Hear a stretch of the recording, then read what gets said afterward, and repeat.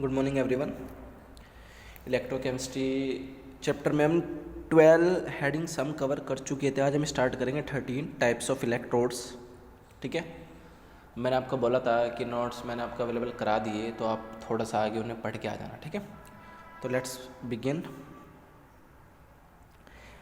Metal ion electrodes.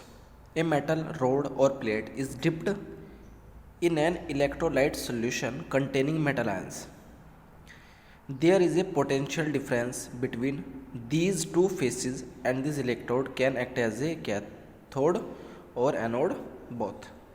जैसे show करके दिखाया एनोड पे M हमेशा Mn पॉजिटिव, कितना पॉजिटिव हो सकता है प्लस N नेगेटिव से बैलेंस करने के लिए, ऐसे कैथोड पे Mn positive plus N electron equals to M gas electrode like gases like H2Cl2, hydrogen gas, chlorine gas, etc. are used with their representative ions. For example, H2 gas is used with a dilute solution of hydrochloric acid, H positive ions. The metal should be inert so that it does not react with the acid. Show करके दिखाया आपको standard hydrogen electrode लिया, उसमें connecting wire है, platinum का नीचे electrode लगा दिया coated with finely divided platinum और a solution of acid containing effective hydrogen ion concentration of 1 mole. ठीक है, एनोड पे H2 H पॉजिटिव आयन देगा और कैथोड पे 2H पॉजिटिव इलेक्ट्रॉन करके H2 वहाँ पे रिलीज करेगा। ये तो सेम होता है हाइड्रोजन इलेक्ट्रोड में only. The hydrogen electrode is also used as the standard to measure other electrode potential. Its own potential is set to 0 volt as a reference. When it is used as a reference, the concentration of dilute HCl is taken as 1 molar and the electrode is called standard hydrogen electrode. यहाँ पे standard आया, मैंने standard में आपको पीछे पढ़ाया था 25 degree centigrade और 1 मोलर हम लेके चलते हैं, वही बात है यहाँ पे भी। ठीक है, फिर metal insoluble salt electrode. We use salts of some metal which are springly soluble with the metals itself as electrodes. For example, as we use AgCl with Ag, there is a potential gap between these two phases which can be identified in the following reaction. AgCl plus electron Ag और Cl negative. This electrode is made by dipping a silver rod in a solution containing AgCl. आपको पता है कि हम जो भी electrode हम लेके चलते हैं उसी इलेक्ट्रोड का हम कोई सोल्यूशन लेके चलते हैं। हमने कल बात की थी जिंक की रोड थी, जो जिंक सल्फेट का सोल्यूशन था, कॉपर की रोड थी कॉपर सल्फेट था, यहाँ पे वो सिल्वर की रोड है तो सिल्वर क्लोराइड का यहाँ पे सोल्यूशन है। फिर आपका calomel electrode. Mercury is used with 2 phases. Other phases, one is calomel paste Hg2Cl2 and electrolyte containing Cl negative ions. यहाँ पे आपके पास शो किया हुआ डायग्राम, पीटी की वायर है, KCl solution HgCl2 and Hg की प्लेट है, नीचे आपका मरकरी है, साल्ट भी इसमें एड ऑन कर रखा। इलेक्ट्रोड पे क्या होगा, HgCl2 प्लस 2 इलेक्ट्रॉन आएंगे। ठीक है, वहाँ पे Hg लिक्विड रहेगा, Cl नेगेटिव आपका आयंस की फॉर्म में दिखा रखा। फिर एनोड पे आपका Hg लिक्विड जो है और जो Cl आपका एक्वस सोल्यूशन है, दोनों मिलकर क्या बनाया HgCl2. This electrode is used as another standard to measure other potential. Its standard is called as standard calomel electrode. ठीक है, सी वो SCE. इतनी सी बात है, केवल आपको ध्यान क्या रखना है, मेनली आपको क्या थोड़ा एनोड का ध्यान रखना है बस. ठीक है, फिर आपका रेडॉक्स ऑक्सीडेशन रिडक्शन दोनों बात हो रही है. In these electrode 2 different oxidation state of the same metal are use in the same half cell. For example Fe2 positive and Fe3 positive are dissolved in same container and an inert electrode of platinum is used for the electron transfer. Following reaction can takes place. Anode पे increment होता है तो Fe2 positive Fe3 में गया, cathode पे हमेशा decrease होता है तो Fe3 पॉजिटिव से Fe2 पॉजिटिव में गया. आपकी नेक्स्ट इक्वेशन इंपॉर्टेंट पूछ ली जाती है. It relatives electrode potential with the concentration of ions, thus the reduction potential increase with the increase of the concentration of ion. ठीक है, जैसे कंसंट्रेशन इंक्रीज होगा आयंस का, ऐसे उसका रिडक्शन पोटेंशियल इंक्रीज होगा. For a general electrochemical reaction of the type AA plus BB, next equation CC plus DD, next equation can be given as, आपको नीचे लिखी हुई मिलेगी. ई सेल बराबर electrode potential cell minus R क्या वहाँ पे. ठीक है, आपका कांस्टेंट होता है टी टेम्परेचर एंड आपका नंबर ऑफ मोल F आपका फोर्स. यहाँ पे ये जो CCDD है ये इसकी मोलर कंसंट्रेशन है, जो भी आप इक्वेशन आप लेके चलते हो उसकी.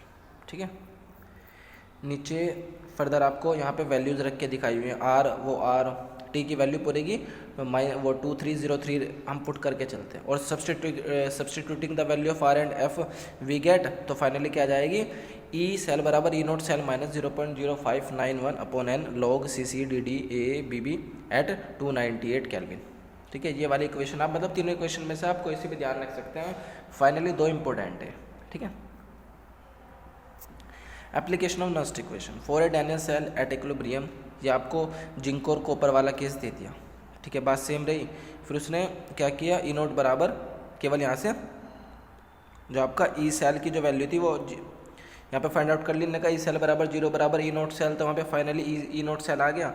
तो बट एट इक्विलिब्रियम इसने कहा Zn2 positive Cu2 positive Kc के बराबर है। ठीक है, कांस्टेंट जो उसकी कंसंट्रेशन है उसके बराबर बोल दी। ठीक है, यहाँ पे इसने वैल्यूज सारी पुट कर दी वो ऊपर वाली। ठीक है, तो 2.303 RT अपॉन में 2F और log C। यहाँ पे फिर हम इसे सोल्व करेंगे, R की वैल्यू रखेंगे, T की वैल्यू रखेंगे, F की वैल्यू रखेंगे। F आपका फैराडे कांस्टेंट है ना यहाँ पे। ठीक है, F आपका फैराडे कांस्टेंट है जिसकी वैल्यू 96500 होती है। ठीक है, यहाँ पे आप इसे पूरे के पूरे को सोल्व आउट कर लोगे, फाइनली आपके पास ये वैल्यू आपके पास निकल के आ जाएगी। आपको केवल ध्यान क्या रखना है, आपको फॉर्मूला ध्यान रहेगा RT वाला अपॉन में NF वाला, फिर आपको R की वैल्यू, T की वैल्यू, T तो कांस्टेंट है अब, और जो आपकी R की वैल्यू जो आपकी R की वैल्यू है वो भी फिक्स है, और जो आपकी F की वैल्यू है फैराडे कांस्टेंट वो भी आपकी फिक्स है। ठीक है, फिर हम चलते हैं कॉन्सेंट्रेशन सेल्स पे।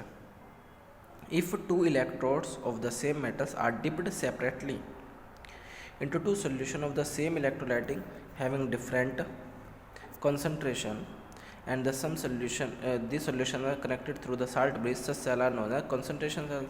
इसने क्या है कि एक ही सेल है, वो एक ही इलेक्ट्रोड है, वो अलग अलग सोल्यूशन में दिखा रखा है। H2 ये आपके पास H पॉजिटिव C1 और H पॉजिटिव वो साल्ट ब्रिज H पॉजिटिव, फिर आपका H2, ऐसे आपका कॉपर का केस ने करके दिखा रखा है। ठीक है, फिर आपका there are 2 types, electrode concentration cell और इलेक्ट्रोलाइट कॉन्सेंट्रेशन सेल। फर्स्ट वाले केस में H2P1। ठीक है, vertical line, single vertical line H positive C, फिर आपका salt bridge H positive, vertical line H2P2। तो ई नोट बराबर 0-059 अपॉन में log P2 अपॉन में P1। यहाँ इसने कहा whereas P2 smaller than P1 for spontaneous reaction.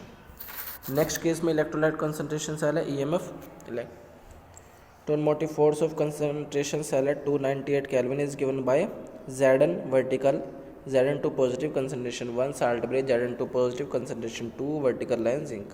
यहाँ पे आपके पास C2 अपॉन C1 के लिए निकाल दिया, whereas C2 is greater than C1 for spontaneous concentration। बस ध्यान रखना है कि इलेक्ट्रोलाइट के लिए क्या है और आपकी इलेक्ट्रोड कंसनट्रेशन क्या है। अब केस है इलेक्ट्रोलाइसिस। तो पहला electrolysis of molten sodium chloride NaCl की बात है। NaCl को आप डिसोसिएट करते हैं, Na पॉजिटिव और Cl नेगेटिव देता है। The reaction occurring at the 2 electrode may be shown as follows. Cathode पे पॉजिटिव चार्ज वाला जाता है तो Na पॉजिटिव Na में हो गया, एनोड पे हमेशा नेगेटिव वाला जाता है। दोनों की ई नोट की वैल्यू यहाँ पे, ये तो आपके पास फिक्स डेटा है। ठीक है, ओवरऑल रिएक्शन आपकी क्या बनी, Na पॉजिटिव पर Cl नेगेटिव, Na लिक्विड और Cl2 गैस की फॉर्म में, NaCl इलेक्ट्रोलाइसिस की, Na लिक्विड और Cl2 gas at anode at cathode, बस ये बता दिया। फिर electrolysis of an aqueous solution, पहले मोल्टन वाला था सोडियम क्लोराइड, अब एक्वस सॉल्यूशन वाला है, तो कम्प्लीटली आयनाइज्ड हो जाते हैं इसमें। ऐसे आपका H2 है, Na पॉजिटिव पे वही कैथोड पे, और H2 का केस रहेगा वो H पॉजिटिव और OH नेगेटिव में। ये नोट की वैल्यू देख ली। 10 H2 gas is evolve at cathode value, Na positive ions remains in solution. Anode पे H2O, O2 plus H positive ion, और एनोड पे Cl negative, Cl2 plus 2 electrons. यहाँ पे नोट की वैल्यू लिख ली। 10 Cl2 gas is evolve at the anode by over voltage concept while OH negative ions remains in the solution. इसकी बात है। फिर अगला टॉपिक आता है आपके पास में बैटरीज का। बैटरी आप नॉर्मल लाइफ में देखते हैं, जो आपकी गैल्वेनिक सेल है वो एक सीरीज में कन्वर्ट रहती है, जो कि आपको हाई वोल्टेज देती है। प्राइमरी बैटरी होती है, सेकेंडरी बैटरीज होती है। प्राइमरी वो होती है जिन्हें आप केवल एक बार यूज़ करते हैं, ठीक है, और सेकेंडरी वो होती है जिन्हें आप दोबारा भी यूज़ कर सकते हैं। तो primary battery cells are those which can be used so long the active materials are present. Once they get consumed the cell will stop functioning and can not be reused. Example dry cell, Leclanche cell and mercury cell. ध्यान रखना important है। May be ये वाला थोड़ा सा portion है इसमें कटा हुआ भी है आपका, ठीक है, पर आप इसे कवर कर लेंगे। फिर आपका ड्राई सेल है, ड्राई सेल में आपका एनोड जिंक है और कैथोड आपका कार्बन या ग्रेफाइट है, ठीक है, जो कवर रहता है NO2 से और कार्बन से। इलेक्ट्रोलाइट में अमोनियम क्लोराइड और जिंक क्लोराइड आपका यूज होता है। एनोड पे रिएक्शन क्या होती है, जिंक, ठीक है, इंक्रीमेंट में जाएगा, कैथोड पे MnO2 और NH4 पॉजिटिव, जिसमें मैग्नीशियम वो मैग्नीज अपना हाइड्रोक्साइड और NH3 release. The standard potential of the cell is 1.5 volt and it follows the cell gets discharged continuously and once used it cannot be recharged। ध्यान रखना दोबारा charge नहीं होती। Mercury cell में anode zinc amalgam है, cathode paste of जो वो mercury या मरकुरस ऑक्साइड एंड कार्बन का। इलेक्ट्रोलाइट आपका KOH और जिंक ऑक्साइड है। एनोड पे जिंक और OH नेगेटिव, कैथोड पे आपका Hg और H2O, और ओवरऑल रिएक्शन फाइनली आप इसमें लिख लेंगे। ये रिएक्शन तो आप काफ़ी बार ऊपर आप लिख भी चुके हैं, तो आपको पता लग गया कौन एनोड पर और कौन कैथोड पे काम करेगा। This cell potential is approximately 1.35 volt and remain constant during is life. उसके बाद आपकी सेकेंडरी बैटरीज स्टार्ट होती हैं। आज के लिए केवल आप इतना काम करेंगे प्राइमरी बैटरीज में, बस सेकेंडरी में इतना बता दे रहा हूँ कि आप इसे दोबारा यूज़ कर सकते हैं। घर में हम जो बैटरी यूज़ करते हैं वो आपके होता है, ठीक है, जिन्हें लेड स्टोरेज बैटरीज हम नाम देते हैं। उनमें PB और PbO2 की इलेक्ट्रोड लगे होते हैं और इसमें स्ट्रेसोफोर होता है, तेजाब जिसे बोलते हैं। 38% आपका स्ट्रेसोफोर होता है और सारा आपका उसमें वाटर होता है। तो आप क्या करते हैं, उसे चार्ज कर लेते हैं, यूज़ करते हैं, चार्ज कर सकते हैं। तो मतलब आप उसे बारंबार आप उसे यूज़ कर लेते हैं, काफ़ी लॉन्ग टाइम तक ये प्रोसीजर आपका चलता रहता है। तो आज के लिए केवल बेटा इतना काम करना और आगे काम पढ़ के आना। तो आज के लिए बस इतना ही। Thank you so much.